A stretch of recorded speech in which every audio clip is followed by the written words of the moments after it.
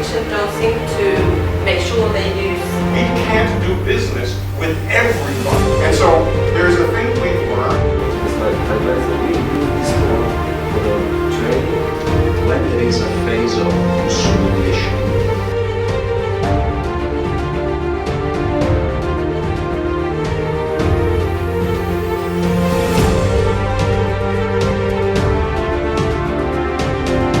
I'd like to share a greeting with our friends in the Korealaundry business in Korea.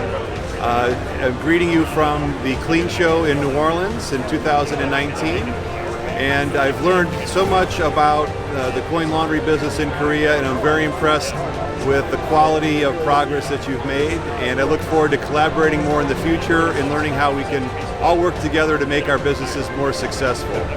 So today I've learned a lot about Wash and Joy, and I've seen videos and pictures of the most beautiful laundromats I think I've ever seen, and I'm very impressed with the quality of service that you're providing to your customers, and it's giving us motivation here in the United States to raise the bar and do better with our stores. So congratulations to everyone involved with Wash and Joy.